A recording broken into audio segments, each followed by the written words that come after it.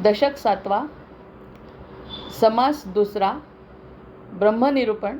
जय जय रघुवीर समर्थ. सदा सर्वदा योग तुझा घडावा, तुझे कारणी देह माझा पडावा. उपेक्षू नको गुणवंता अनंता, रघुनायका मागणे हेची आता. हनुमंतांची कुळवल्ली राममंडपा वेला गेली, श्रीराम भक्तीने फळली. रामदास बोले या नामे, शुका सारिखे पूर्ण वैराग्य ज्याचे. वसिष्ठा परिज्ञान योगेश्वराचे, कवी वाल्मिका सारिखा मान्य ऐसा. नमस्कार माझा सद्गुरु रामदासा, जयाचा जगी जन्म नामार्थ झाला. जयाने सदा वास नामात केला, जयाच्या मुखी सर्वदा नाम कीर्ती. नमस्कार त्या ब्रह्मचैतन्य मूर्ती, नेत्राने गुरुराज मूर्ती आपुली. मी जेधवा पाहिली, तू विष्णू शिव तूच दैवत मला. तू तात तू माऊली, झाला भाव मनात या मग करू कोणास पाचारण. प्रल्हादा गुरुराज या नित तुम्हा, माझे असो वंदन. ऋषिकल्पम रामभक्तं गुरुयज्ञेश्वराभिधं. चतुर्वेदेश्वर प्राणं प्रणवामि पुनः पुनः. जय जय रघुवीर समर्थ. गणेश शारदा चैव सद्गुरु सज्जनस्तथा. आराध्य दैवतं गुह्यं सर्वं मे रघुनंदनः. गणेश शारदा सद्गुरु संत सज्जन कुळेश्वरू, सर्व ही माझा रघुवीरू. सद्गुरु रूपे श्रीराम माझे आराध्य दैवत. परमगुह्य गुह्यातीत, गुह्यपणाची मात न चले जेथे. यो जातो मरुदंशजो क्षिततले, संबोधयन् सज्जनान् ग्रंथं यो रचयन् सुपुण्यजनकं. श्रीदासबोधाभिधं यः कीर्त्या पठणेन सर्वविदुषां स्वान्तापहारी सदा. सोऽयं मुक्तिकरक्षितौ विजयते, श्रीरामदासो गुरुः. मला वाटते अंतरित्वा वसावे, तुझ्या दासबोधासी त्वा बोध व्हावे. अपत्या परिपाववी प्रेमग्रासा, महाराजया सद्गुरु रामदासा. ब्रह्मानंदं परमसुखदं केवलं ज्ञानमूर्तिं, द्वन्द्वातीतं गगनसदृशं तत्त्वमस्यादिलक्ष्यम्. एकं नित्यं विमलमचलं सर्वधी साक्षिभूतं, भावातीतं त्रिगुणरहितं सद्गुरुं तन्नमामि. गुरुर्ब्रह्मा गुरुर्विष्णु गुरुर्देवो महेश्वरः. गुरुः साक्षात् परब्रह्म तस्मै श्रीगुरवे नमः. अनेन प्रियतां देवो भगवान् जानकीपतिः, श्रीरामचन्द्र पूर्वेषाम् अस्माकं कुलदैवतं. श्रोता वक्ता श्रीराम समर्थ. जय जय रघुवीर समर्थ. जय जय रघुवीर समर्थ. जय जय रघुवीर समर्थ. काल ब्रह्माबद्दल जे निरूपण चालू आहे, ब्रह्मनिरूपण हा जो समास चालला आहे, त्या ठिकाणी आपण स्वतःचं चिंतन जास्त करतो आहे. त्यांच्या ओव्या समजण्यासाठी आधी आपण स्वतःचं चिंतन करतो आहे. त्या चिंतनातूनच त्या शब्दांचा अर्थ कळतो. मी कोण ऐसे नेणी जे, तया नाव अज्ञान बोलीजे. अज्ञान गेलिया पाविजे परब्रह्म ते. हे आपण काल पाहिलं, त्याच्यावरचं निरूपण झालं. पण त्यासाठी आपल्याला आधी खूप त्यावरती चिंतन करावं लागलं. आणि त्याचं चिंतन मी समूहामध्ये सुद्धा पाठवलं आहे की त्या चिंतनाचा फायदा होईल.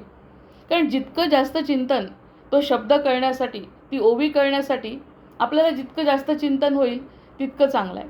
आता जे आपल्याला दिसत नाही, जे आपल्याला जाणवत नाही, जाणवतं नंतर. आता आपल्याला तर जाणवलेलंही माहिती नाही. मग जाणवलेलं माहिती नाही, बुद्धीच्या पलीकडे आहे, जे दिसत नाही, जे ऐकू येत नाही, त्याबद्दल कशी चर्चा करणार? मग त्यासाठी चर्चा करत असताना त्यांचा जो अनुभव आला तो कुठेतरी आपल्याला लावून बघावं लागणार आहे. मनाला चिंतन करावं लागणार आहे. काही वेळ आपल्याला स्वतःला द्यावं लागणार आहे. काही वेळ स्वतःला दिल्याशिवाय हे चिंतन घडणार नाही. आणि हे चिंतन घडल्याशिवाय अनुभव येणार नाही. आणि अनुभवाच्या शिवाय या ग्रंथाला अर्थ नाही. जय जय रघुवीर समर्थ. कोणत्याही ग्रंथाला अर्थ नाही. त्यामुळे अनुभवाच्या पलीकडे प्रगट होणारं जे तत्त्व आहे ते सत्य आहे. अनुभवाच्या ह्याच्यावर आधी मती स्थिर झाली पाहिजे की आपल्याला जो अनुभव येणार आहे आता पुढे, आणि आपल्याला काय येणार आहे असं म्हणतो आपण, काय का आपल्याला त्याच्या मागे जायचं आहे? कारण अथा तो ब्रह्मजिज्ञासा, अथा तो आत्मजिज्ञासा. मी कोण आहे? आत्तापर्यंत मी जो माझा शोध घेतला, त्या शोधाने मला तृप्ती नाही मिळाली, मला समाधान नाही मिळालं, आणि मला जे पाहिजे होतं तर शाश्वत सुख असं मला प्राप्त झालं नाही. त्यामुळे मी हा प्रश्न विचारला की मी कोण आहे. मग मी कोण आहे हे प्रश्न विचारल्यामुळे, बरं, हा प्रश्न माझा असल्यामुळे, म्हणजे साधकाचा प्रश्न असल्यामुळे, मग त्यांचं जे वक्तव्य आहे की अनुभवाच्या पलीकडे जे त्यांनी म्हटलं अनुर्वाच्य समास आणि ब्रह्मनिरूपण. अनुर्वाच्य म्हणजे शब्दांच्या पलीकडलं. मग शब्दांच्या पलीकडलं आहे तर शब्दात पकडण्यासाठी आपल्याला काहीतरी तर अनुभव घ्यावा लागेल. तर त्यामुळे त्यांचं हे वाक्य आहे ज्याच्यावरती मी चिंतन करून दोन पॅरेग्राफ मोठे मोठे पाठवले. ते त्याच्यातलं थोडक्यात असं चिंतन आहे की अनुभवाच्या पलीकडे जर प्रगट होणारं जी काही गोष्ट असेल आता ती सत्य आहे. मग याच्यात दोन अर्थ निघतात की ती सत्य आहे, अनुभवाच्या पलीकडे प्रगट होणारी, ज्याचा अनुभव मला नाही पण ज्याचा अनुभव समर्थांना आहे, ज्याचा अनुभव संतांना आहे, ते सत्य आहे. म्हणजे याच्यावरती एक बुद्धी स्थिर करणं. आणि आता जे अनुभव मिळत आहे ते असत्य आहे. ते अनुभव जरी आपल्याला मिळाला तरी असत्य आहे, कारण की ती टिकणार नाही. त्याच्यावरचं जे चिंतन आहे ते व्यवस्थित चिंतन झालेलं आहे, सगळे भाग त्याच्यामध्ये आला आहे. कारण त्यांनी म्हटलं आहे तर त्याच्या जर खोल जायचं असेल तर अस्तित्वाच्या, खरं तर हेच चिंतन अतिशय गोड आहे आता, की अस्तित्वाच्या अंतरंगात जर जायचं असेल आपल्याला, अस्तित्वाच्या अंतरंगात जाणं आवश्यक आहे.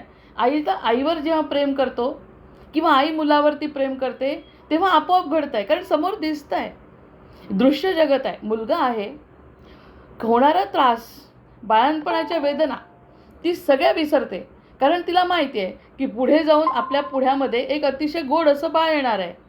त्यामुळे ती दिसणारी गोष्ट असल्यामुळे ते गहराईमध्ये विचार करण्याचं तिला आपल्याला गरज पडत नाही. खरं म्हणजे तेच प्रेम भगवंताचं आपल्याला मिळतं, पण ते न दिसत असल्यामुळे हा प्रश्न आहे की नाही मायेचा.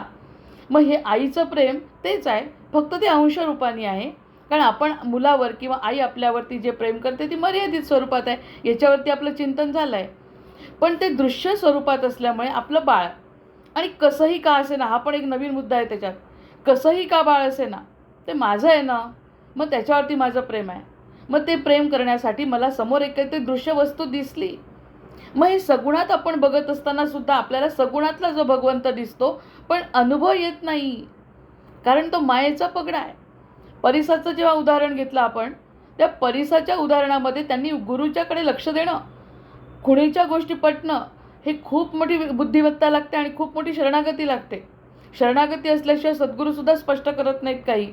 जोपर्यंत शिष्याची तयारी होत नाही तोपर्यंत सद्गुरू काही आपल्याला पूर्णपणे परवानगी देत नाहीत या सगळ्या गोष्टी समजण्याची. त्याच्यामुळे त्यांनी म्हटलं की जा लोखंडाची पेटी उघड, आणि लोखंडाच्या पेटीमध्ये म्हणे मी परीस ठेवलाय तो घेऊन ये. आली की नाही मनात शंका आपल्या की लोखंडाच्या पेटीत परीस ठेवला म्हणता, मग पेटी लोखंडाची कशी झाली नाही. ते जे जाणतात ते सत्य जाणतात, याच्यावरती विश्वास न ठेवल्यामुळे बरेचसे शिष्य तिथून निघून गेले. मग पलीकडचा अनुभव घेण्यासाठी आपली बुद्धी ठेवावी लागते गहाण, आणि ज्यांनी बुद्धी गहाण ठेवली नाही त्यांना तो अनुभव येणार नाही. ते तिथून निघून गेले. बरेच वर्षांनी पुन्हा आले असतील, कारण ह्यांनी जो अनुभव घेतला तो त्यांच्याजवळ जेव्हा सांगितला असेल तेव्हा ते लोक पुन्हा आले असतील, परतले असतील. पण पहिल्यांदा तर ते निघून गेले, कारण की मायेच्या पगड्यात आहे. आईला मूल दिसलं म्हणून त्याच्यावरती प्रेम झालं, मुलाला आई दिसली म्हणून ते प्रेम सिद्ध झालं. प्रत्यक्षात ते सिद्ध आहे, आईचं मुलावरती प्रेम सिद्ध आहे, पण त्याला मुलगा असल्याशिवाय समजत नाही. तसं या ठिकाणी सगुणात प्रेम भगवंत दिसतो आपल्याला म्हणतो, पण सगुणात तो आपल्याला दिसत नाही. त्यामुळे असलेलं प्रेम दिसत नाही. मग तो परिसाचं जसं उदाहरण आहे, एक शिष्य गेला, आणि शिष्य गेल्यानंतर जेव्हा बघितलं तर अरे तो तर कापडात गुंडाळलेला परीस आहे. मग कापडात गुंडाळलेला परीस असल्यामुळे परिसाचा लोखंडाला स्पर्श झाला नाही, आणि त्यामुळे लोखंडाचं परिसामुळे सोनं झालं नाही. मग ते कापड म्हणजे आपला देह. या देहामध्ये आपल्याला जी भावना आहे, जी माया आहे, त्या मायेमुळे प्रत्यक्ष परमेश्वर दिसत नाही. जसा लोखंडाच्या पेटीमध्ये झाकून ठेवलेला जो परीस आहे तसा आपला आत्मा झाकून ठेवलेला आहे. मग झाकून ठेवलेला आत्मा आपल्याला देहाचं वस्त्र काढल्याशिवाय, म्हणजे देहरूपी मायारूपी वस्त्र बाजूला केल्याशिवाय आपल्याला परमात्म्याचं दर्शन होत नाही. म्हणून सगुण रूपातला परमेश्वर आपल्याला जाणवत नाही. म्हणजे मूर्तीमध्ये तरी थोडाफार भाव उत्पन्न होतो, पण तो आपल्याशीच बोलत नाही असं जे वाटतं ते मायेचा पडदा आहे. मग ते चिरहरण जे म्हणतात, श्रीकृष्णाची लीला ती ही आहे की मायेचा पगडा दूर झाल्याशिवाय मग ते म्हणतात त्या ठिकाणी काय आहे. म्हणजे समर्थांच्या वाक्यांना समजून घेण्यासाठी आपलं चिंतनही तितकं मौलिक असलं पाहिजे. ते म्हणतात त्या ठिकाणी काय आहे, तर ते जे अस्तित्व आहे, ज्या अस्तित्वातून आपली अस्तित्वाची निर्मिती, आपली स्वतःची जी निर्मिती आपलीच नाही, ब्रह्मदेवाची सुद्धा, म्हणजे पूर्ण ब्रह्मांडाची निर्मिती जिथून आहे तिथे एक प्रकारची अंतरंगामध्ये त्याच्या एक गूढ अशी शांतता आहे, गूढ अशी शांतता आहे. आणि त्या शांततेपर्यंत जाण्यासाठी आपल्याला मन तितकं शांत व्हायला पाहिजे ना. मग विद्यमान ते जे मिळवण्यासाठी कोणत्याही गोष्टीची आवश्यकता नाही म्हणतात ते, कोणत्याही प्रयत्नांची आवश्यकता नाही. म्हणजे आपण जे प्रयत्न करतोय आतापर्यंत ते सगळे प्रयत्न फक्त आपल्याला पृथ्वीवर येण्यापुरते, पृथ्वीच्या गुरुत्वाकर्षण क्षेत्रात राहण्यापुरते अनुभव आहे. पृथ्वीच्या वर म्हणजेच आकाशाकडे, अनंताकडे जेव्हा जायचं आहे तेव्हा कोणत्याही प्रकारचे प्रयत्न करायचे नाही, फक्त शरणागती पाहिजे, फक्त शरणागती. आणि तीच थोडी कठीण जाते. मग जसं त्या शिष्यांनी विश्वास ठेवला सद्गुरूंवर, आणि सद्गुरूंच्या विश्वासाने, सद्गुरूंवर विश्वास असल्यामुळे तो पेटीपर्यंत गेला, आणि पेटीतून असलेलं आतलं कापड जेव्हा त्याला दिसलं तेव्हा लख्ख त्याचे डोळे उघडले. सद्गुरूंना बोलायची सुद्धा गरज पडली नाही, कारण ते झाकण जे होतं ते त्यांनी आपोआप दूर केलं आणि परीस आपल्या त्याच्या हातात पडला. मग सद्गुरूंनी दाखवलं आहे बोट दाखवल्यानंतर जर तिथे तो मुलगा तो शिष्य गेला तर पुढचं काम आपोआप होत आहे. पण जाण्यासाठी जी शरणागती लागते तीच नसते, आणि तेच मायेचं मोठं आवरण आहे. आणि हे मायेचं आवरण जोपर्यंत बुद्धीच्या क्षेत्रात आहे तोपर्यंत या गोष्टी कळतील कशा, यावरती आपण विचार केला. अस्तित्वाच्या अंतरंगामध्ये अतिशय शांती आहे, अस्तित्वाच्या अंतरंगात अतिशय गोड असा अनुभव आहे, अंतरंगामध्ये अतिशय आनंद आहे. स्वानंद ज्या ठिकाणी मिळतो तो असा आनंद त्या ठिकाणी गूढ अशा गहरेमध्ये आहे. आणि तिथे जाण्यासाठी, तो अनुभव घेण्यासाठी स्वतःच्या प्रयत्नांची गरज नाही. हे किती मोठं ऐश्वर्यच आहे आपल्याला. म्हणजे समर्थांना समजावून सांगण्यासाठी आपल्या समोर जे दृश्य येत आहे ना, समजावून सांगणारे दुसरे, ह्याचीच मला खरं कमाल वाटते. हे कळत नाही का, आणखी समजावून सांगतो. मग तिथे जाण्यासाठी कोणत्याही प्रकारचा अनुभवाची गरज नाही. ह्याला अनुभव आला त्याला अनुभव आला असं नाही, फक्त समर्थ सांगतायत, फक्त सद्गुरू सांगतायत.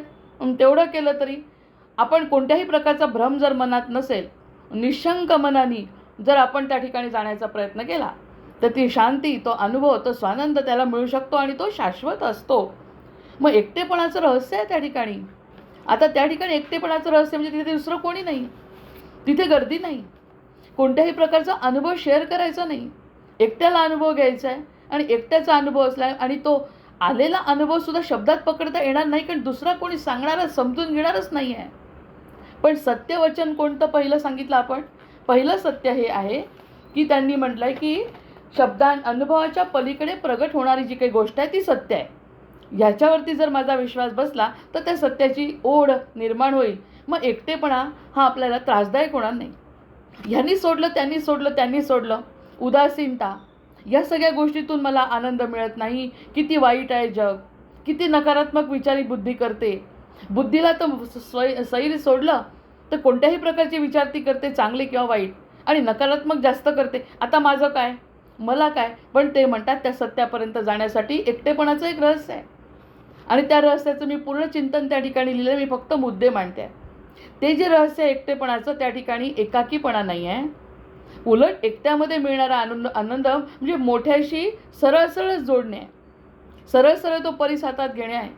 आणि लोखंडाला परिसाचा स्पर्श झाल्यावर जसं सोनं होतं तसा काहीसा अनुभव समर्थांना किंवा कोणत्याही संतांना आपल्याला द्यायचा आहे. त्याच्यामध्ये एकटेपणाचं जे रहस्य आहे ते एकांतवास हा कैद न वाटता त्यासाठी जीव आसूस होईल, आसूसलेला राहील की तिथे काहीतरी मिळतं आहे मला, आता हे सगळं सोडणं. मग ह्याला वैराग्य आणि विवेक कसा आपोआपच. या ठिकाणी आपण कोणताही प्रयत्न करायचा, हे सोडायचं ते सोडायचं असं नाही. एकांतात राहण्याची सवय लागली, एकांतामध्ये काहीतरी त्याच्याशी संबंध जोडण्याचा प्रयत्न केला तर त्या ठिकाणी एकटेपणाचं रहस्य उघड होतं आणि एकट्यामध्ये सुद्धा आनंद मिळू लागतो. आणि असं झाल्यानंतर तिसऱ्यांदा मग ते म्हणतात की हा जो अनुभव घेतो, हे लिहिलं आहे पूर्ण मी त्या ठिकाणी, फक्त मी मुद्दे सांगते. हा जो अनुभव तो घेतो, तो अनुभव घेणारा अनुभव करता पण राहत नाही. असं त्यांचं एक असेंडिंग ऑर्डर शिडी आहे ती. आधी तिथे जाण्याची इच्छा, आता तिथे का जायचं आहे, इथे काही मिळत नाही म्हणून जायचं आहे. प्रत्यक्षात इथे सगळं काही आहे, पण ते सगळं काही मला शाश्वत समाधान देत नाही, म्हणून तिकडे माझं 5 मिनटं, 7 मिनटं, 10 मिनटं, 20 मिनटं, अर्धा तास, आणि वाढत मग काही लोक तर असं म्हणतात, जे जे भक्त झालेत आम्हाला 24 तास कमी पडतात, रामाचं नाव घेण्यामध्ये 24 तास कमी पडतात. अशी अवस्था त्यांची नंतर होते. पण निदान 5-7 मिनटं तरी मग त्या ठिकाणी ते म्हणतात आपण अनुभव घेतो, ही गोष्ट शिल्लक राहत नाही. म्हणजे ते कापड निघालं की नाही, उदाहरणांमधून दृष्टांतांमधून आपल्याला हे समजतं की तिथे सद्गुरूंच्या कृपेने तो गेला. 10 लोक आले, तिथले 10 मधले 9 गेले नाही, एकच गेला. एक गेल्यानंतर त्यांनी बोलवलं पण नाही कोणाला, कारण हा एकट्याचा अनुभव आहे. एकट्याचा अनुभव, अरे मला खूप काही दिसलं आणि मला खूप काही समजलं. हा जो कापड आहे ते काढून टाकलं आणि मग ते कापड काढून कोणी टाकलं, तर तो अनुभव करता सुद्धा विसरला. मी अनुभव घेतोय हे सुद्धा तो विसरतो. अशी अनुभूती त्या ठिकाणी येते. म्हणजे अनुभव करता विरघळला. हा तिसरा मुद्दा झाला. आणि चौथा मुद्दा जो झाला आहे ती शून्याची वास्तविकता. हे शून्य आहे, ज्या ठिकाणी विरघळून जात आहे सगळं काही. सगळं काही विरघळून गेलं, तो नाही, अनुभव घेणारा नाही, अनुभव देणारा नाही. हा जो काही अनुभव आहे तो अनुभव म्हणजे शून्याची वास्तविकता कळणे. याची 5 आध्यात्मिक सूत्र आपण घेऊ शकतो. 5 आध्यात्मिक सूत्र म्हणजे कोणती आहेत? आता ही आपल्याला जो त्यांनी एक ओवी दिली आहे, मी कोण ऐसे नेणीजे त्या नाव अज्ञान बोलीजे, अज्ञान गेली या पाविजे परब्रह्म ते. परब्रह्म दिसणार आहे ना. मग हा कष्ट कोणते करायचे? तिथे जाऊन काही करायचं नाही, पण ते कसं जातो ते समजण्यासाठी हे ज्ञानाचे कष्ट, समजून घेण्याचे कष्ट फक्त घ्यायचे. एवढं जर एकदा समजलं तर बाकी काही कृती करायची त्या ठिकाणी गरज नाही आहे. मग ते म्हणतात कोणता अनुभव सत्य नाही. आपल्याला जे अनुभव येतात ते सत्य नाही, याच्यावरती दृढ मत झालं पाहिजे. आता खूप आनंद होतोय दासबोध करताना, दासबोध करत असताना ह्याचा, हे सुद्धा करत असताना हा जो अनुभव येतो तो सुद्धा सत्य नाही म्हणतात. इतक्या वर जायचं आहे. दासबोध याच्याहून काय चांगलं? सत्संगती मिळते आहे, सगळ्या गोष्टी मनातल्या बोलता येत आहेत, मनातलं चिंतन घडतं आहे, अनुभव येतो आहे. पण हा जो अनुभव आहे जो मी शेअर करू शकत असेल तर तो सत्य नाही. जय जय रघुवीर समर्थ. जर मला काही गोष्टी सांगता येत असतील तर ते सत्य. याच्यापेक्षा जास्त आणखी काय अनुभव देणार आहे? एखाद्या ठिकाणी जातो, गावाला जातो, मुद्दाम केदारनाथला जातो, मुद्दाम नैमिषारण्यामध्ये जातो, येतात अनुभव. पण समर्थ त्या ठिकाणी स्थिती म्हणतात या सगळ्या गोष्टींना. आले अनुभव तर ते अनुभवसुद्धा सत्य नाही, तर तो मनाचा खेळ आहे. म्हणजे मनाला बाजूला करायचं. ते जसं कापड काढलं आहे ना, तसं कापड काढणं म्हणजे मनालाच बाजूला करायचं आहे. हा अनुभव खरा नाही, हा सत्य नाही. कारण हा अनुभव आज आला, 1 वर्षाने दासबोध संपल्यावर त्या गोष्टीचा अनुभव येत नाही पुन्हा. आपण ते भूतकाळात जातो. त्या गोष्टी आम्ही करत होतो 1 वर्षापूर्वी. मग हा भूतकाळ म्हणजे काळावर मात करायची असल्यामुळे येणारा प्रत्येक अनुभव सत्य नाही. अनुभवावर विचारच करायचा नाही, कारण अनुभव करता विरघळवायचा आहे. ते कापड विरघळवून टाकायचं आहे. म्हणजे कापड काढायचं, तेव्हा कुठे तो परीस बाहेर पडणार आहे. म्हणून तो मनाचा खेळ आहे असं आपल्याला त्याच्या ओवीच्या मागे जाऊन बोलावं लागतं. जसं मी आत्मबोध म्हणत असताना म्हटलं की जे काही आम्हाला शिकायचं ते विवेक चूडामणीपर्यंत जावं लागतं मागे. तसं ह्यांना ही गोष्ट समजावून सांगायची असेल, अरे मला अनुभव आला, मला खूप छान वाटलं आहे, सत्सद विवेकच बुद्धी जागृत झाली आहे, सगळं काही चांगलं आहे. पण हा जो अनुभव आहे तो अनुभव खोटा आहे. आनंद समाधान जर टिकत असेल तर ती गोष्ट खरी आहे. पण हा येणारा अनुभव सत्य नाही. खोटा म्हणत नाही ते, पण सत्य नाही. आणि त्या सत्यावर आपण अवलंबून राहायचं नाही. जे काही अनुभवलं जातं, कारण अनुभव आपला जन्मापासून अनुभवच घेतो आपण. आईचा घेतो, जन्मापासून घेतो, कुटुंबाचा घेतो, अभ्यासाचा घेतो, आणि या सगळ्याचा जो अनुभव घेतो ना, तो अनुभव म्हणजे जीवन आहे. जे काही अनुभवले जाते ते बदलणारे असते. हा दासबोध 1 वर्षांनी जर संपला की वाचन संपलं तर 1 वर्षांनी हे भूतकाळात जाणार आहे. वाचन, मनन, चिंतन हे सुद्धा तो अनुभव खरा आहे. अनुभव मानायचा नाही. त्याच्यातून जे काही आनंद मिळाला तो सत्य आहे, अनुभव खरा नाही. मग यापर्यंत आपण खाली जायला पाहिजे ना. म्हणून ही ओवी किती गहन आहे असं मला म्हणायचं. त्यावरती 2-3 गोष्टींचं चिंतन मी मुद्दाम टाकलं. मग ते म्हणाले म्हणून त्याला अंतिम सत्य म्हणून मानलं तर तो सूक्ष्म भ्रमच आहे. जय जय रघुवीर याला जर अंतिम सत्य मानलं की मला दासबोधातून आज जो आनंद मिळतो आत्ता या क्षणी, हा जो अनुभव आहे खरा आहे असं जर म्हटलं तर हा अनुभव उद्या नाही ना, आजचा आनंद. आपण पुष्कळदा पाहिला आहे असं की एखाद्या वेळेस जे निरूपण होतं ते खूप छान होतं, पण तो आठवून आनंद विचार करावा लागतो. हो, त्या दिवशी खरंच चांगलं काहीतरी चिंतन झालं, पण तो सुद्धा भूतकाळात झाला ना शेवटी. हे अनुभव उदाहरण देते आहे फक्त. जीवनातलं तर बिलकुलच खरा नाही. मुलगा झाल्याचा आनंद किती होतो, त्याच्यासारखं सुख जगातली सगळ्यात सुखी व्यक्तिमत्व कोण असेल तर मी, कारण मुलगा झाला आहे. पण त्या मुलाचा आनंद, तो त्या दिवशीचा आनंद टिकत नाही. मुलगा मोठा होतो तेव्हा आनंदाचं स्वरूप बदलतं. मग या सगळ्या गोष्टी बदलणाऱ्या आहेत ना, याच्यातल्या सुद्धा गोष्टी आणखी ज्ञान मिळवत जाणार आहे. त्याच्यामुळे अनुभवाकडे लक्ष द्यायचं नाही. मग ते म्हणतात ते सगळं सूक्ष्म भ्रम आहे तो. समर्थ म्हणजे फारच म्हणजे जगी धन्य तो दास सर्वोत्तमाचा म्हणत असतात ना, त्यामुळे तर अशा गोष्टी बोलूच नाही शकत आहे आपण. समर्थांबद्दल जर बोलायचं असेल तर हा अनुभव घेणं ह्यापर्यंत जाण्यासाठी आपली बुद्धीच तयार पाहिजे आणि बुद्धीला सोडून द्यायचं आहे असं म्हणतात. हे पटत असावं असं मला वाटतं. ते पूर्ण चिंतन मी मुद्दाम त्या समूहात टाकलं आहे. त्याच्यावरती नुसते पॉईंट्स मी आत्ता सांगते, कारण ज्याच्यावरती मी विचार केला ते लिहिलं. आणि त्यातला पहिला मुद्दा असा आहे की कशाचाही अनुभव आला तो सत्य नाही. तो जर अनुभव आपण अनुभव म्हणून घेत असू तर तो सूक्ष्म भ्रम आहे, कारण आपल्याला वरच्या थरावर जायचं आहे. नंतर दुसरं काय आहे, जर त्यांनी दुसरा मुद्दा मी म्हणते की स्मृतीमुळे नवीनतेचा अभाव निर्माण होतो. आता स्मृती आली मनामध्ये, गतजन्माची स्मृती आली तर नवीन गोष्टीचा अभाव निर्माण होतो. जुन्यातच मन रमतं ना.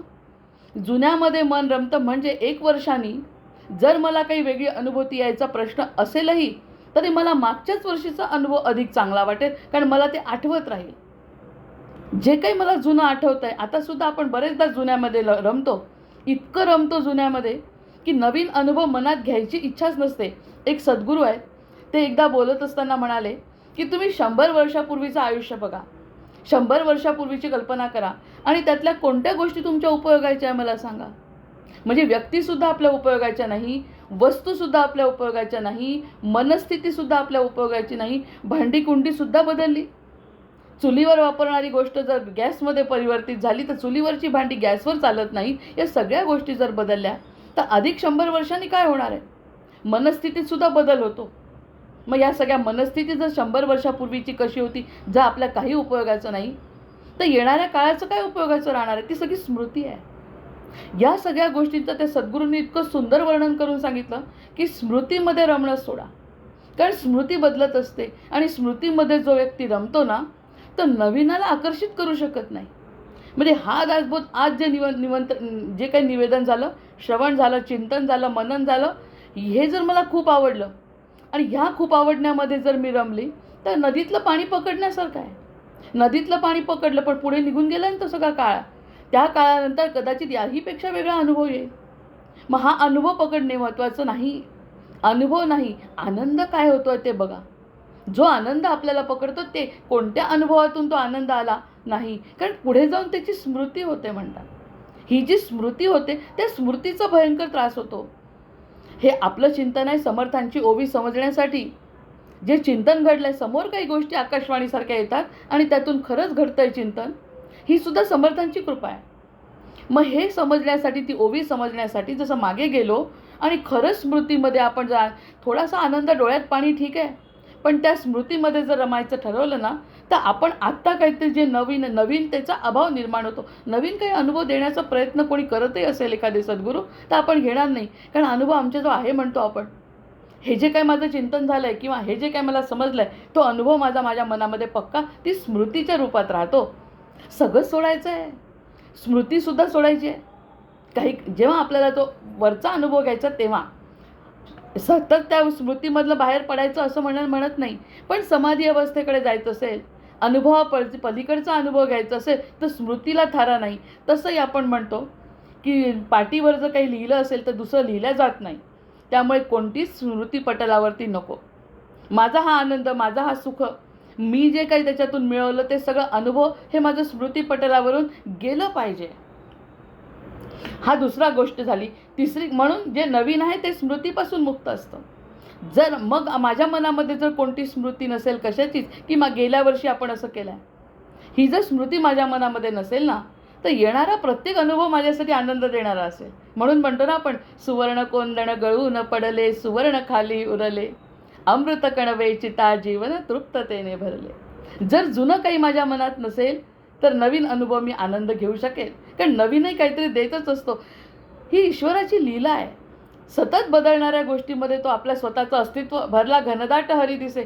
आज तर हनुमान जयंतीच्या दिवशी इतके सुंदर व्हिडिओ आले. एक व्हिडिओ मी आत्ता माझ्या स्टेटसवर ठेवला आहे की ज्या ठिकाणी 3-4 वानरं पाणी पित आहेत आणि एकाने फक्त धार सोडली आहे, पाईपनी पाणी सोडलं आहे त्याच्या टाक्यामध्ये आणि इतके गुटू गुटू गुटू गुटू पाणी पित आहेत ते. हे बघून डोळ्यात पाणी येणार की नाही आणि त्यांनी काय लिहिलं की जय हनुमान ज्ञान गुणसागर. मनामध्ये कल्पना केली त्यांनी नवीनच, आणि नवीन कल्पना करून त्या सगळ्या वांदरांना त्यांनी यथेच्छ पाणी पाजलं. असं जर गोष्ट घडली तर ते जुन्या अनुभवांच्या स्मृतीतून बाजूला होत आलेल्या टोळीला त्यांनी जो आनंद दिला तो क्षण खरा त्यांनी पकडला. या सगळ्या गोष्टी प्रत्येक गोष्टीला लागू होतात. म्हणून ते पहिलं जे वाक्य आहे ना, म्हणजे माझ्या चिंतनातलं पहिलं वाक्य, अनुभवाच्या पलीकडे प्रगट जे काय होतं ते सत्य आहे. अनुभव सत्य नाही, त्याच्या पलीकडे जे काही सत्य झालं. आज डोळ्यात पाणी आलं, हनुमंताच्या स्मृतीने जर पाणी आलं असेल तर गतकाळातल्या स्मृती नाही. कारण मला अनुभव येत नाही, मला हनुमंत कसा कळेल, माझ्यावरती हनुमंताची कशी कृपा, हे जे स्मृती आहे ना मनातल्या, त्या सगळ्या दूर गेल्या पाहिजे. मनातल्या स्मृती दूर होतील तेव्हा कुठे नवीन अनुभव येईल, आणि तो प्रत्येक अनुभव अमृतकणासारखा असेल. असं या ओळीवरचं चिंतन आहे. काय निर्णयाचं आहे, कारण आपल्याला माहितीच नाही पुढे काय मिळणार आहे. त्यांनी म्हटलं जे सोडून द्यायचं. त्यांनी म्हटलं स्मृती नको. त्यांनी म्हटलं अनुभव नको. ऐकायचं, आणि ऐकण्याने ते स्वतःच आपल्यासमोर प्रगट होत आहेत असं मला वाटतं. मी सांगतो तुला समजावून, काय तुला समजावून घ्यायचं आहे. मग हा अनुभव जो आहे ना, तो अनुभव नवीन आहे, आपल्यासाठी सगळं नवीन आहे. यामध्ये काही गुंतायचं काही कारण नाही आहे. तिसरी गोष्ट, जागरूक पाण्यातच भ्रम वितळतो. जागरूकपणे जर बघितलं ह्या गोष्टी, हे पटलं आपल्याला जर की इथे सत्य आहे, आणि सद्गुरूने ते परिसावरचं कापड मी काढलं, सद्गुरूंनी फक्त मार्ग दाखवला, परिसावरचं कापड मी काढलं, असं जर लक्षात आलं, हे जे जागृतपणे मी बघितलं, तर त्यामुळे भ्रम वितळतो. माझा भ्रम त्याच्याशिवाय नाही वितळत.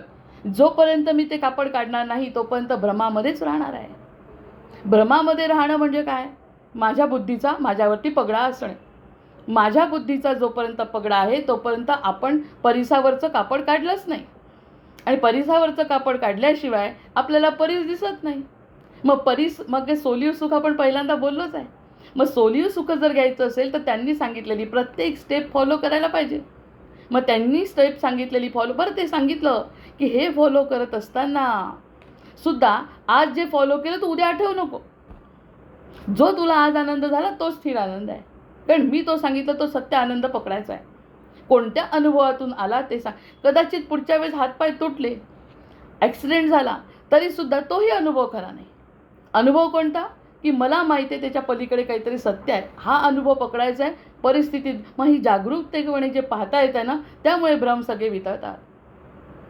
काल एखादी प्रश्न विचारला की कोण म्हणे धार्मिक आहे, कोण पारमार्थिक आहे. सगळ्यांनी, एवढा मोठा समाज, आणि सगळ्यांनी हात वर केले. मग त्यांनी हात सगळे देवाला मानता, हो, सद्गुरूंना मानता, हो, सगळे. कारण तिथे येणारे, सत्संगात बसणारे सगळे लोक मानणार आहे ना. म्हणून तर म्हणते बोलण्यात आणि मानण्यामध्ये खूप फरक आहे.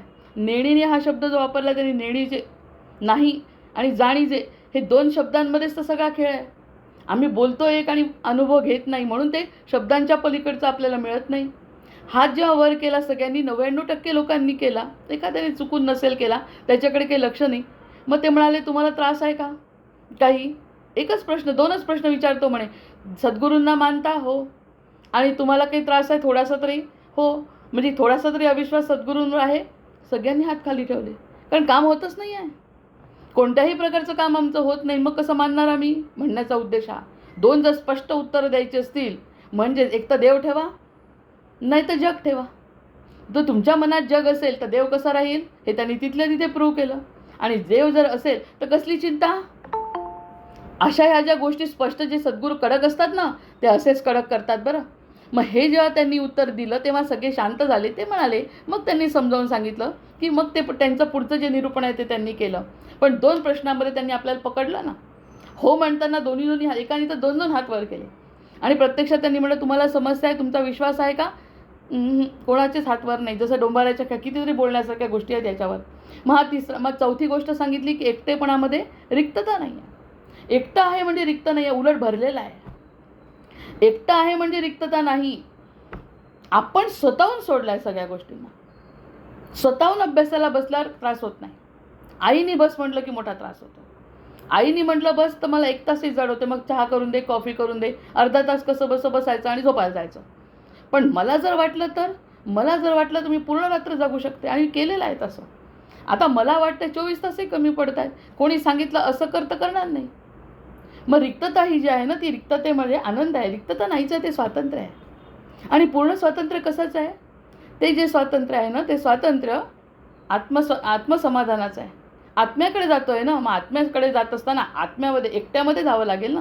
आत्मा एकटा आहे आणि तो एकटा फक्त अडकला ह्या मोठ्या मोहामध्ये. त्या मोहाला बाजूला करण्यासाठी ते कापड जे पुन्हा पुन्हा सांगतोय, ते कापड देहाचं बाजूला करायचं आहे. तर ती रिक्तता जबरदस्तीची नाही आहे, अजिबात जबरदस्ती नाही. खरी स्थिरता आणि स्वातंत्र्य त्या ठिकाणी प्रगट होतं. माझं काय चुकलं, मी कुठे क्षमा केली, ह्या सगळ्या गोष्टी एकट्यामध्ये स्पष्ट होतात.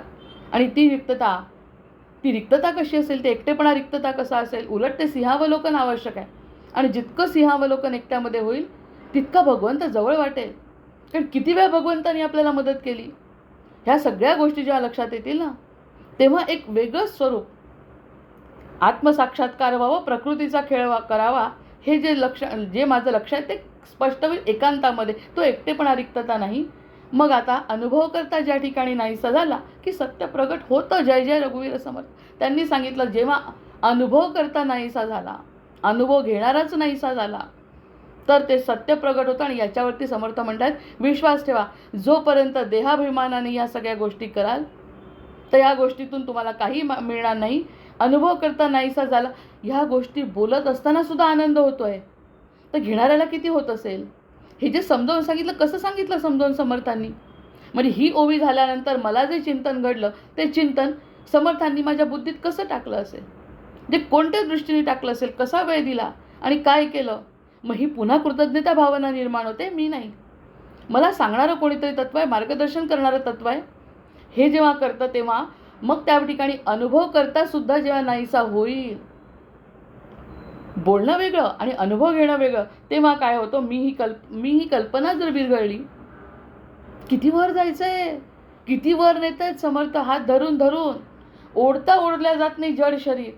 इतकं जडत्व, हे राहिलं ते राहिलं. जसं हात वर करताना दोन्ही हात वर केले, राहिलं हे राहिलं ते, काहीच नको. मला त्या गोंदवलेकर महाराजांची जी गोष्ट आहे ती फार आवडते. एक म्हातारी सारखी 95 वर्षाची, मला आता अगदी मुक्ती पाहिजे, मला आता कोणत्याही क्षणी मरण आलं तरी चालेल देवा, मला मुक्ती पाहिजे. इतकं तोंडाने बोलत असताना 95 झालेले आहेत. जीवनाचा सगळा अनुभव झाला आहे, समज सगळं आहे. समर्थांची कृपा आहे म्हणून तर महाराज घरी आलेत. महाराज, मला तर ह्या गोष्टी की इतक्या आवडतात ना, काही की असं वाटतं हेच माझ्या जीवनाचं तत्व असायला पाहिजे. ज्या काही गोष्टी आपल्या समोर येतात आणि आपल्या बोलण्यातूनही काही लोकांना असं जाणवत असेल की या गोष्टी काहीतरी टचिंग आहे, हार्ट टचिंग आहे. महाराज आलेत घरी आणि त्यांना म्हणते, महाराज मी खरंच मुक्त आहे. त्यांनी एका क्षणाचाही विलंब न लावता तिला सांगितलं, बाई चलते, झोप माझ्या मांडीवर, मी तुला मुक्त करतो नाही, झोप माझ्या मांडीवर. नाही झोपली, राहिलाय म्हणे. म्हणजे 95 वर्षाचं वय, समोर सद्गुरू आहे, कसं जड शरीर आहे हे. असं आपलं व्हायला नको, त्यासाठी काहीतरी तर तयारी व्हायला पाहिजे. किती जडत्व आहे, कुणाचं काय अडतं आहे, स्वतःचं सुद्धा काय अडतं आहे. दुसरीकडे लक्ष नाही लावलं त्या सत्याकडे, तर हे असत्यातच आपण गुंतून राहतो. स्वतः महाराज येऊन ते म्हणाले, आता मी तुला मुक्तीचा मार्ग तुझ्या दारात आला होता, तो सोडला, आता तुझं मरण कसं होईल? नेहमीप्रमाणे यमयातना. चांगले सद्गुरू आले होते. सद्गुरूंच्या मांडीवर डोकं ठेवून म्हटलं असतं, हो मी तयार आहे, एका क्षणाचा विलंब न लावता, जसा द्रौपदींनी केला कृष्णाला.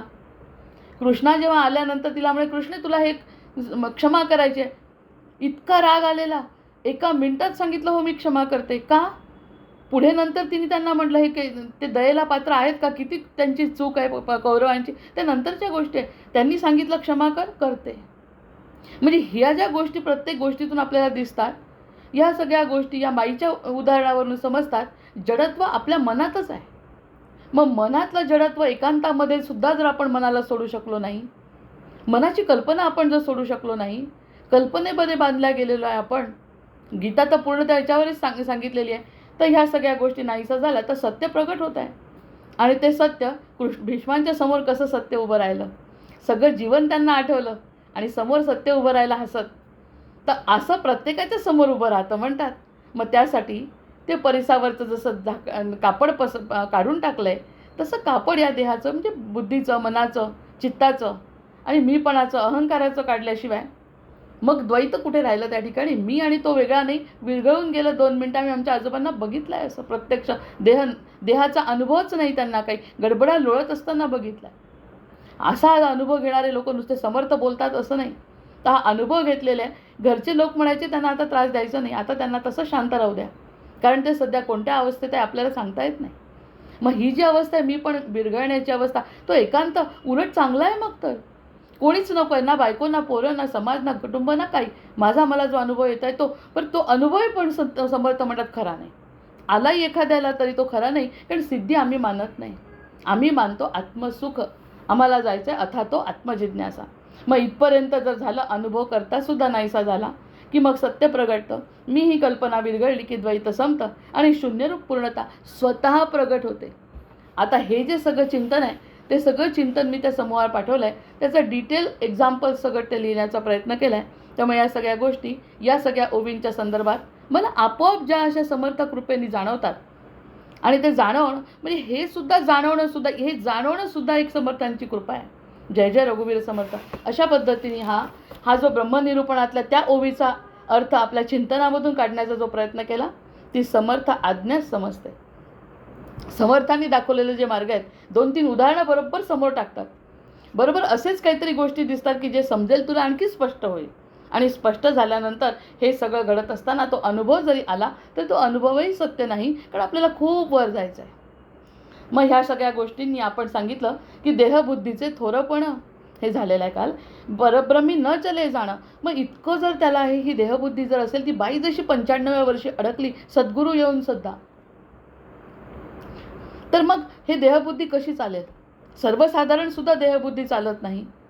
आणि कलियुगामध्ये खरंच इतर कुणीही कुणाला मान देत नाही. हे अगदी म्हणजे कटू सत्य आहे.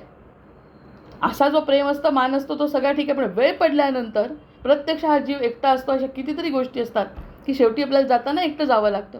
मग हा एकटा भाव आधीपासूनच जर निर्माण केला तर मोठ्याशी आपली संधी तरी साधता येईल लवकरात लवकर. मग देहबुद्धीचे थोरपण माझ्यासमोर सांगायचं नाही. मीच तुला जन्माला घातलं आणि तू माझ्यासमोर काय थोरपण करतोस, असं त्यांनी म्हटलं. उच्च नीच नाही, ब्राह्मणाचे, इथपर्यंत आपण वाचतोय की ब्राह्मणाचे ब्रह्म ते सोळे.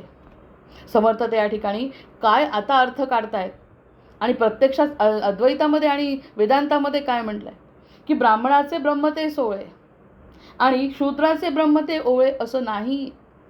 शूद्रसुद्धा ब्रह्माचा अनुभव घेतात, ब्राह्मणसुद्धा घेऊ शकत नाहीत. ब्राह्मणत्व कशाने त्याविषयी सांगितलं आपण चर्चा पण केली.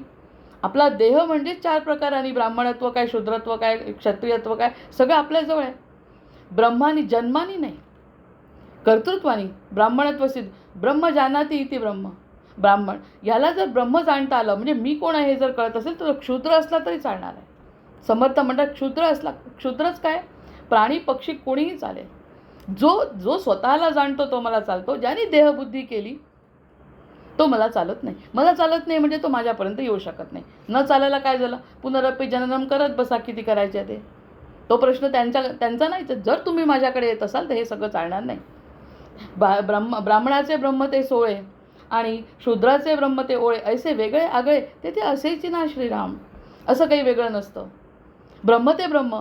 याच्यासाठी आपला साधा अनुभव पण आपण घेतला. एखाद्या चांगल्या गोष्टीतून होणारा माझा आनंद आणि दुसऱ्यांच्या चांगल्या गोष्टीत होणारा त्याचा आनंद एकच आहे. आनंद मुलापासून हो की परदेशाला जाऊन हो, आनंद तो आनंदच आहे. आणि दुःख कशापासून हो, कोणाच्या जाण्याने हो किंवा नापास होण्याने हो, दुःख ते दुःख, डोळ्यातून अश्रूच येणार आहे.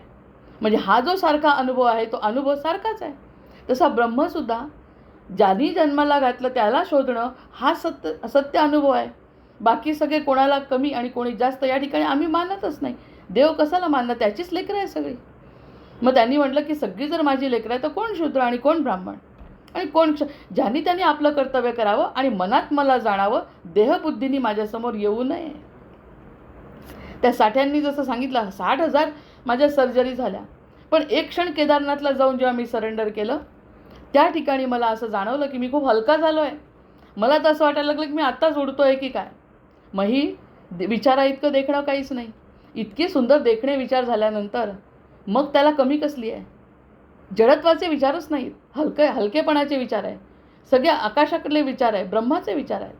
मग त्या ब्रह्माच्या विचारांमध्ये लहान कोण आणि मोठा कोण. कधी कधी तर अशी अवस्था येते की घरचे लोक म्हणतील कोणाकोणाला, लहान मुलगी एखादी गोष्ट सांगून जाते जी म्हाताऱ्या बाईला कळत नाही. म्हणजे त्या ठिकाणी त्यांनी पुढे म्हटलंच आहे, उंच ब्रह्म ते रायासी, नीच ब्रह्म ते परिवारासी. असं काही नाही. रायाला खूप मोठं ब्रह्म आणि परिवार ज्याचा आहे गृहस्थाश्रम झाला आहे त्याला कमी ब्रह्म. ऐसा भेद तयापासी मुळीच नाही श्रीराम. असा भेद नाही, हे सत्य सांगतात समर्थ. समर्थ म्हणतात हा भेद तिथे नाही, वर कुठे भेद नाही. माझे सद्गुरू, त्यांचे सद्गुरू, त्यांचे सद्गुरू सगळे एकच आहे. सगळे एका ठिकाणी जाऊन पोचलेले लोक आहेत ते सगळे. त्यामुळे ते सगळे एकच जाणतात आणि त्यांच्याजवळ आपण गेलेले नेता ते एकाचकडे. फक्त येणारा तिथपर्यंत पोचला पाहिजे.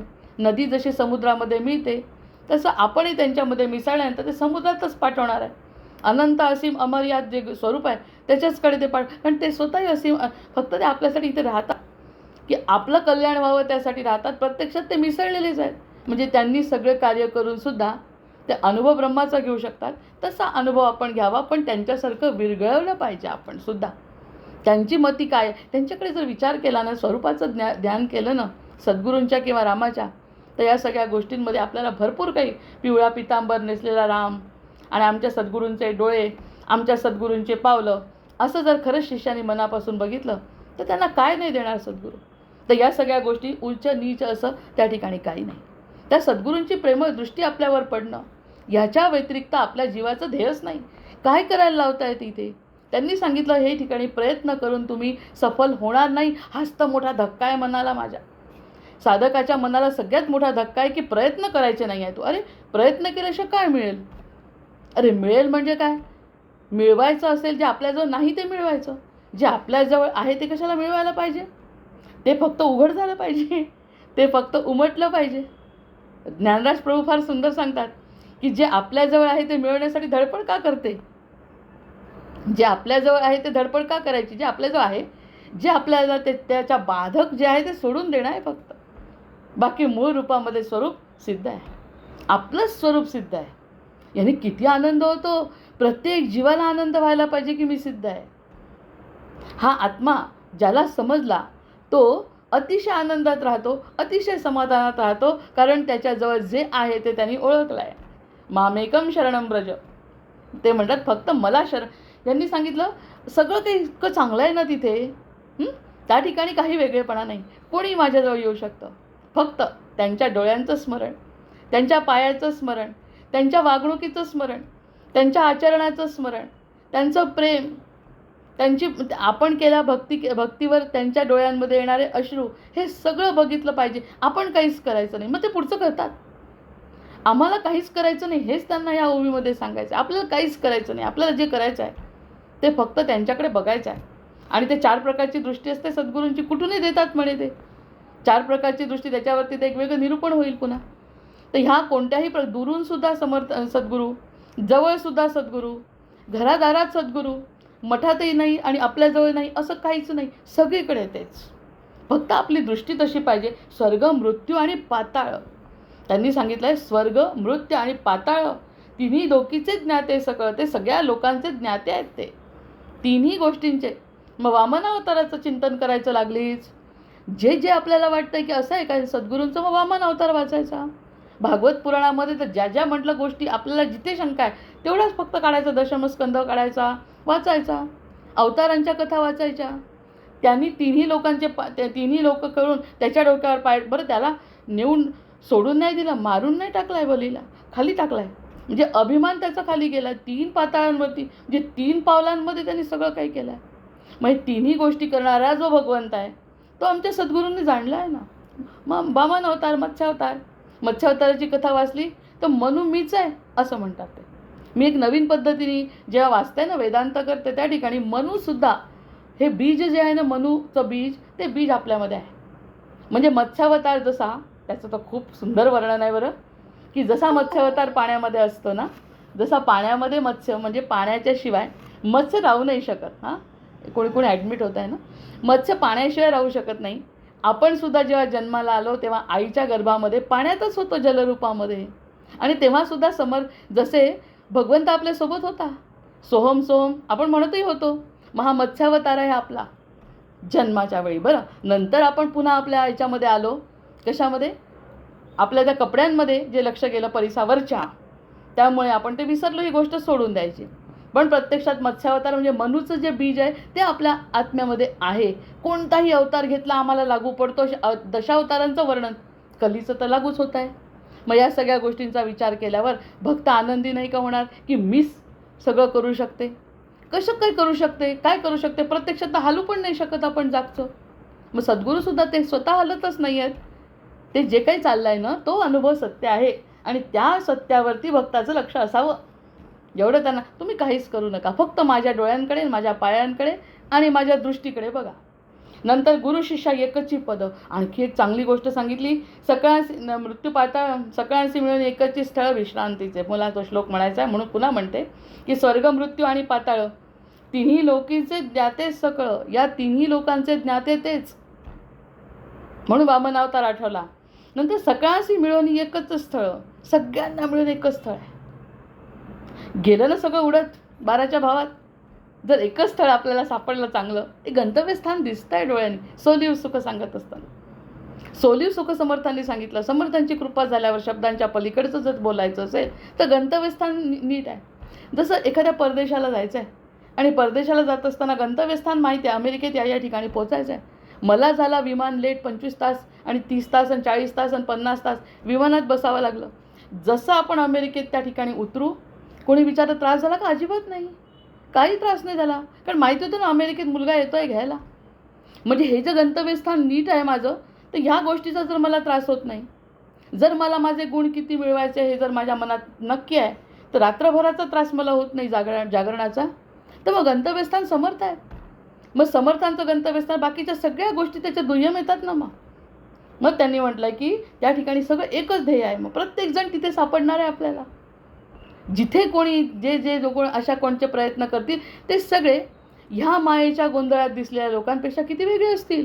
प्रत्येकजण आपल्या नादामध्ये भजन करत असेल, प्रत्येकजण आपल्या नादामध्ये धुंद असेल. मग त्यांचं सगळ्यांचं एकच विश्रांतीस्थान, एकच विश्रांतीस्थानमेकम कविवर्वचसाम जीवनम सज्जनानाम बीजम धर्मद्रुमस्य प्रभवतु भवताम भूतये राम नाम. प्रत्येकजण रामनाम घेत आहे आणि प्रत्येकाचं विश्रांतीस्थान एकच आहे. कसं शक्य? एवढा अनंत अनंत कोटी ब्रह्मांडाचा नायक आहे तो. त्यामुळे सगळ्यांना सामावून घेण्याची क्षमता त्याच्यामध्ये आहे. पण हे सगळं करत असताना या सत्यावर माझी मती स्थिर झाली पाहिजे. तिथे वेगळं असं काही नाही, त्या ठिकाणी वेगळं असं काही नाही. मग आणखीन पुढची गोष्ट सांगतात. म्हणजे आपण जेव्हा चिंतन करतो त्या चिंतनातून जेव्हा बुद्धी बाजूला वळते तेव्हा कुठे या गोष्टी पटू शकतात. म्हणून आपण 3 दिवस झाले ते चिंतन त्यांच्या ओळीच्या आधीच करतोय. ते ओळ जे सांगतात त्याच्या आधी चिंतन करतोय. म्हणजे काय होत आहे? करतोय पुन्हा काही प्रश्न नाही, होत आहे. तर मग त्यांनी गुरु आणि त्याच्यानंतरची विश्रांतीस्थान जेव्हा मिळतं, विश्रांतीचं स्थान प्रत्येकाचं एकच आहे, आनंद एकच आहे, समाधान एकच आहे. कोणत्याही प्रकाराने मिळालेलं समाधान एकच आहे, कोणत्याही प्रकाराने मिळालेला आनंद एकच आहे, कोणत्याही प्रकाराने मिळालेलं दुःख एकच आहे. पण दुःख निवृत्ती झालेली आहे. आनंद प्राप्ती हे एकच स्थान आहे. दुःख निवृत्ती किती हजारोतून मन तोडावं लागतं आहे, हजारो गोष्टीतून मन तोडावं लागतं की या गोष्टी महत्त्वाच्या नाही आहे, हा अनुभव खरा नाही. हे जेव्हा सोडतो तेव्हा होतं काय? ही ओवी बघा, गुरु शिष्या एकची पदं. आश्चर्य आहे. गुरु शिष्य एकची पदं. शिष्य तिथे गेला की गुरुच झाला. म्हणजे गुरुचे सगळे गुण मिळतात म्हणे कष्ट न करता. तसंही आपण एक सर्वसाधारण जर विचार केला, सर्वसाधारण अगदी मोठी मोठी अक्कलसे जरी विचार केला, त्यांनी सांगितलं 1 माळ करा दिवसभर. 1 माळ करा म्हणत असताना त्यांच्या मुखातून जे शब्द निघतात त्या आपल्या कानात जे पडतात, त्यांचं मुख आपल्या कानामध्ये आणि तेही डाव्या कानामध्ये. तर तेव्हा जेव्हा ते पडतात तेव्हा आपल्या एका माळेला 1000 माळेचं स्वरूप प्राप्त होतं. म्हणतात जय जय रघुवीर एक दाणा पेरिता मेदिनी माझी कणीस होते. आपण काय भेटू शकतो रामाला आणि आपण काय भेटू शकतो समर्थांना? पण त्यांनी कानात फुंकल्यामुळे, डोक्यावरती शाल घेऊन फुंकल्यामुळे ती घटना घडते. मल्टिप्लिकेशन ऑफ फ्रूट, फळाचं म्हणजे गुणाकार होतो. आपल्या एका माळेने काय होतं आहे? 1 माळ केली 1000 माळीचं पुण्य, 1 नाव घेतलं 1,000 कोटी नावाचं पुण्य. कसं काय मिळतं? हे सद्गुरू. ते सद्गुरू म्हणतात माझ्यासारखंच करायचं आहे ना. मी माझ्या हातचं काही ठेवत नाही. कारण मी वाटायलाच आलो आहे. मी वाटायला आलो आहे, घेणारा पाहिजे फक्त कोणीतरी.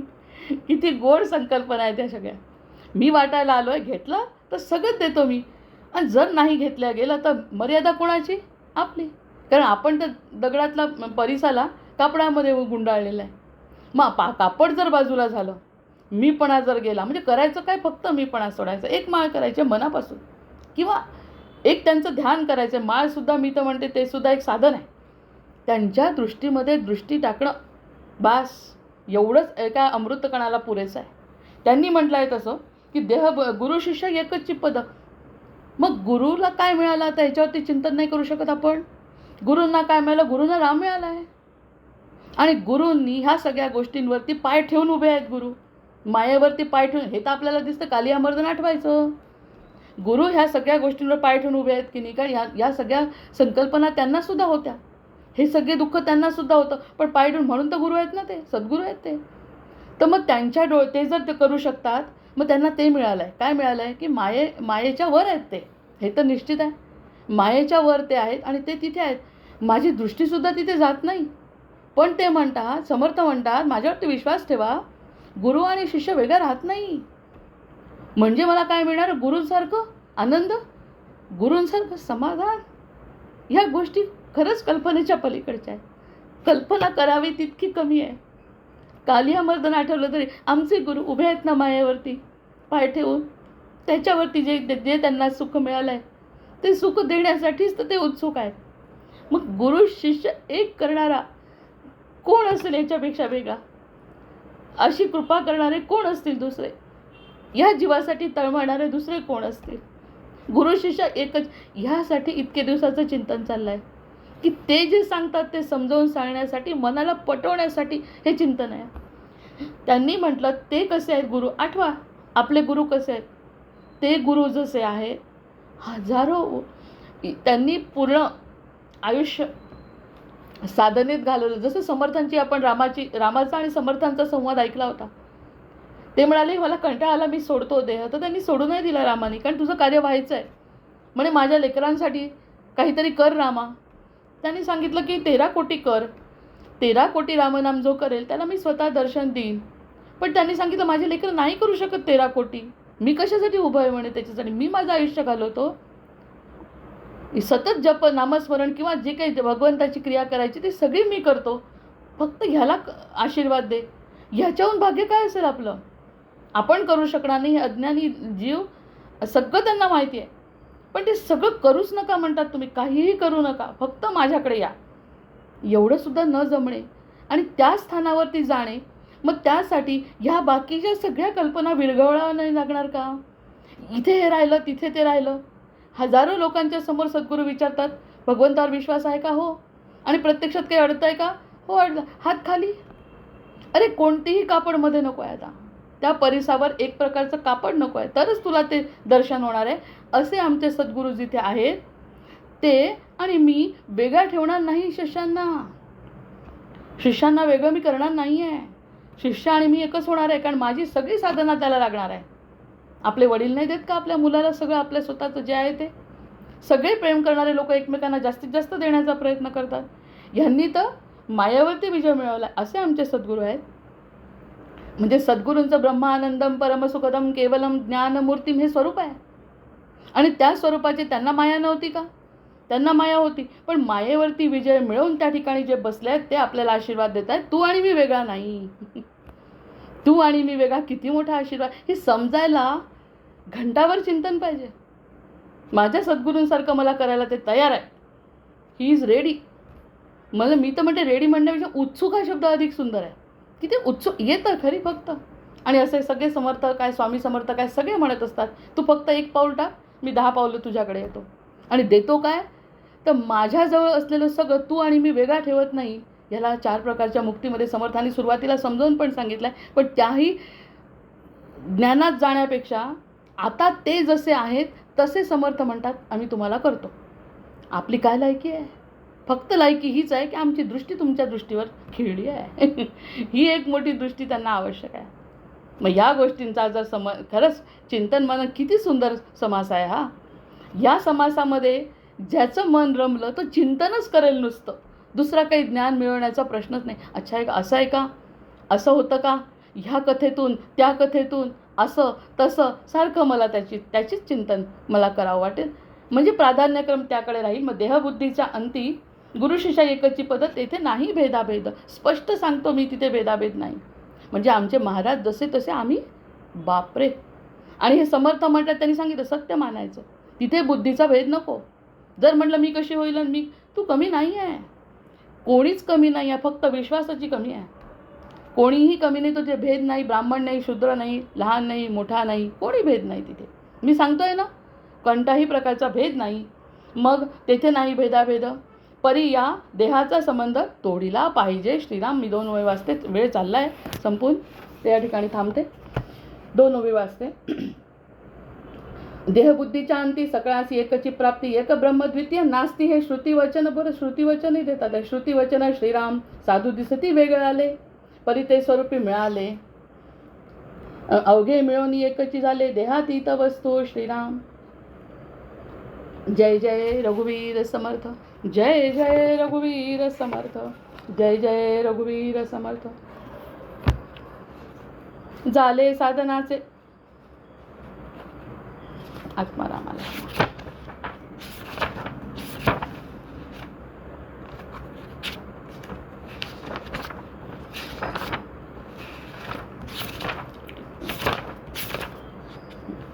झाले साधनाचे फळ, संसार झाला सफळ.